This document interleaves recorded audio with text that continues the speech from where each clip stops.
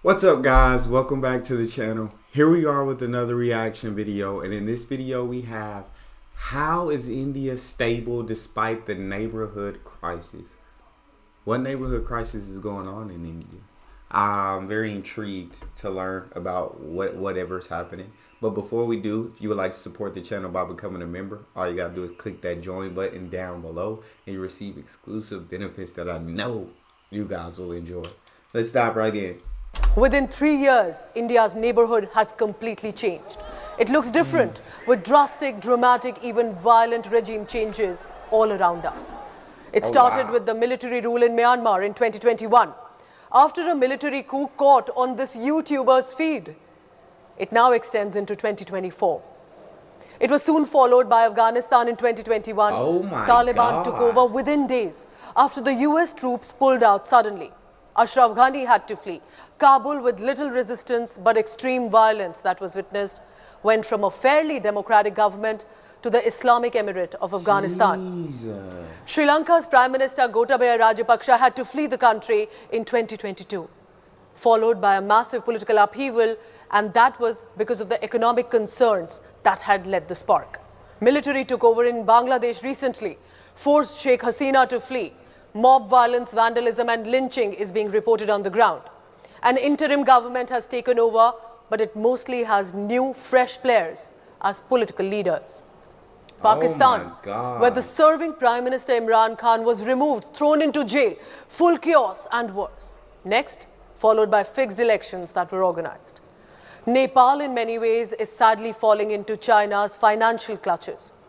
Maldives, the island nation, has faced multiple crises over the years, from the 1988 coup attempt to 2018 crisis, and then a pro-China President Moizu's India Out campaign.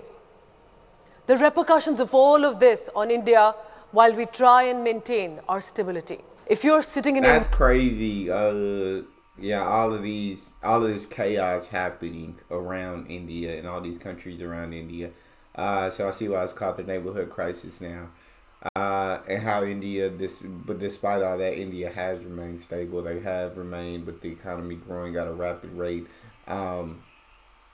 That's wild. Jesus. India, watching all of this unfold one after another around you, right across the border. How do you feel? It's a realization that we are largely politically stable, have always been. Economically stable presently at 5th largest globally and growing. Wild.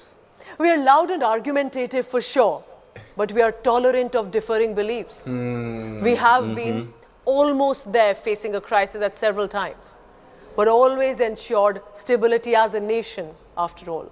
That's incredible. The chaos has never lasted so long in this country that leads to a political anarchy. But also we realize now how fragile that situation could be, looking at either border today. Let me help you with some examples. This is Sheikh Hasina, Prime Minister of Bangladesh till 4th of August. By 5th of August, she was seen fleeing in a hurriedly arranged helicopter with 45 minutes of ultimatum by the army. Wow. Mob violence and lynching against her supporters, targeted attacks against Hindus and other minorities. Bangladesh citizens say that what we see in Bangladesh is a revolution. It's people's anger against corruption and dictatorship. So the sitting leader of the nation had to flee the nation within minutes to avoid assassination or lynching. That's truly scary. I understand a revolution and standing up, but when she say like lynching of supporters of Sheikh Hasina, like that just kind of breaks my heart. That just sucks. When I compare this to India, this has never happened in our modern democratic history, 77 years. India's worst days probably was the emergency era of the 1970s, and the public did revolt in mass numbers. But even the Indira Gandhi back then was thrown out of power, not like this horrific last-minute exile, but through elections that were organized in which she lost in 1977. So our election systems have always been robust, irrespective of who has been in power. There's every single time a peaceful transition with elections that have taken place. Sometimes a Congress party or the National Front or the Bharatiya Janata Party. Whether P.V. Narasimha Rao or Atal Bihari Vajpayee or Dr. Manmohan Singh and now Narendra Modi completing their full terms. Constant reforms analyzed and done from ballot to the electronic voting machines. Sure, there have been heated debates, polarizing campaigns even, but eventually an elected Prime Minister has always led India and then over to the next. Love that. We have had several opportunities of public anger over the years, turning into much worse. But when has an Indian Army chief come on our television screens to address the nation like here and say, we are taking over, the elected government is out? That's like crazy. Bangladesh, Myanmar. Yeah, that's just absolute. That's crazy. Like you said, India has never had this issue. Have they had maybe been close to crisis? Yeah, but India always finds a way in the end to keep its stability, to never go over the edge. Right? There's been anger, there's been frustration, but for the most part, India has always been a democratic nation. Let one prime minister. Even if you're not happy, let them finish their term and then on to the next. There's no revolutions. There's no lynchings. There's no chaotic upheaval of government. That is incredible. Also managed to briefly boast a democratic government. But soon a military coup took over and continues to stand. And a military will always be very different from politicians. In India, the powers of institutions are defined of the armed forces or of elected leaders. The discipline, the training, the courage of uniformed personnel are best suited to maintain peace, not politics. And our soldiers, as you must have seen, are always anyway engaged in public service, building bridges in Wayanad, safeguarding the border in Jammu and Kashmir, rescuing locals and devotees in Kedarnath or in the conflict-ridden Manipur, not letting that violence spill on to other states. Here I must acknowledge the wisdom of our nation's founders, men and women, freedom fighters, who ensured that systems were made and no sweeping powers, defined functions of the legislature, executive and judiciary. The court verdicts even today are not simply in line with what the government wants, many examples of it on a daily basis. But it was not just India. Initially, Pakistan and Bangladesh also tried in the beginning to do the same. But it is to India's credit that we continued with it despite differing ideologies and over 7 decades. Touch wood on that. In Pakistan, no prime minister has ever completed their tenure. Imagine that. It's the same 77 years as a modern nation. Prime ministers either assassinated, overthrown, forced to resign or forced into exile. Remember Imran Khan? That chaotic arrest and that bucket-wala court appearance? He's still jailed. Pakistan Tehreek-e-Insaf, his party, completely in disarray. Party workers continue to be in fear, contesting as independents. They don't have any other option.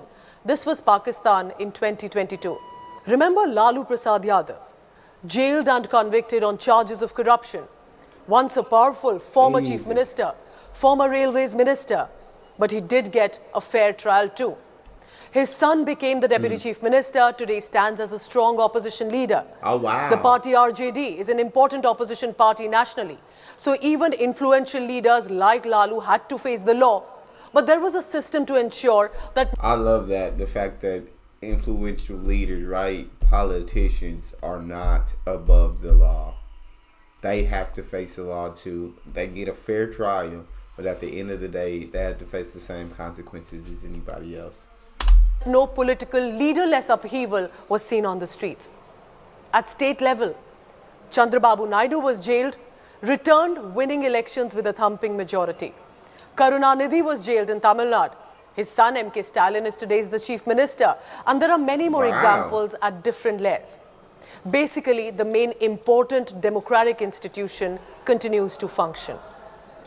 Jammu Kashmir did face a bloody conflict for 30 years, but because of Pakistan's deliberate, intentional, open, blatant interference. Eventually, terrorists and radicals faced a crackdown. Peace efforts and changes are seen in the valley. Schools can function, mass violence no more.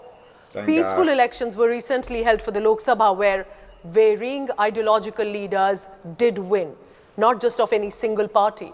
nazar na lage to that. The fact is, Pakistan did not succeed in separating Kashmir from India. Thank God. The fact is that a lot of this political stability comes from economic stability of a nation. India has maintained its economy and currently stands fifth globally. The International Monetary Fund said this about India: a bright spot in an otherwise dark horizon. Sri Lanka, Nepal and Pakistan are facing declining foreign exchange reserves and increasingly are in debt. And sadly, because of that, they are falling in the clutches of China. According to reports, Pakistan owes over 70% of external bilateral debt to China. Maldives over 60%, Sri Lanka over 50%, Nepal approximately 30% and Bangladesh over 20% owes to China. So I kept China for the last. God dang. Yes, they appear to be more developed in infrastructure. They have a stronger economy. They are India's biggest competitor in Asia. Yeah. And way more gold medals in Olympics. But no democracy. No multiple party system like India has. No multiple Facts. platforms to say for you what you want. Facts. There is a stronghold with real dictatorship. One party decides, the Chinese Communist Party, and has decided for decades with no alternative. So all that shines is not always gold. Facts. Even though they have a better economy at the moment, more Olympic gold medals, more developed, all of the, they don't have democracy. They don't have a system in where they're able to choose who they want to lead them.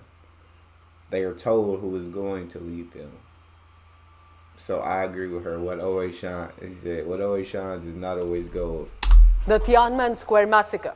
It was a student-led protest demanding liberal laws and an open society. But the response was brute force, not simply lathi charge. Official accounts stand at 241 dead and 7,000 injured. Was the dead more? Your guess is as good as mine. In India, the Anti-Citizenship Amendment Act and the anti-farm law protests were sensitive junctures for the country. Borders were choked, protesters were angry, and for more than a year. Eventually, the farm law decision was taken back by the leaders. The CAA was implemented with a clear communication that it was to help the persecuted in neighbor nations. It was not to snatch away Indian people rights. Because you must understand, in Bangladesh, Hindus have dipped from 22% in 1951 to below 8% in 2022. God dang. In Pakistan, minorities now stand between 2 to 3%. These are single digits and reducing. In Afghanistan, barely about only 106 are now left in Kabul. It is not easy for them to even hold an opinion in such times, let alone be critical in the open. That's scary. That's in India, truly minorities scary. are vocal, visible and politically strong, with support from activists and intellectuals, and rightly so. An all-party meeting was recently organized where the External Affairs Minister S. Jaishankar was briefing. There was maturity shown by Leader of Opposition Rahul Gandhi and Congress Chief Mallikarjun Kharge. No unnecessary nasty words at each other. Realizing India's internal border situation right now is a bigger priority to be kept safe and stable. The government at the center too is treading cautiously. Prime Minister Modi has been a friend to Sheikh Hasina. India, Bangladesh have been allies. So Prime Minister Modi congratulated Mohammad Yunus for now leading Bangladesh and looking at collective growth of both the nations. While we continue to shelter Hasina as a former Prime Minister, as a woman leader, these are following basic political and humanitarian protocols. As I conclude, India has always had a neighbor as friends policy. Nobody is big or small. Each one is an independent nation, but it's also a collective, like we have seen from the Panchsheel Agreement to the SAARC. Because India cannot grow alone with an unstable neighborhood around us. India has always believed in the civilizational ethos of Vasudhaiva Kutumbakam. And India knows that collective growth, mutual respect and non-interference will lead to a prosperous continent. But constant, sudden, suspicious changes across the borders disturb that stability of the region too. Yes, India has witnessed communal riots and violence, assassination and caste tensions. But every time the strength of people and sensibilities in politics eventually defined and saved India's future. For the love of India and to keep its borders safe.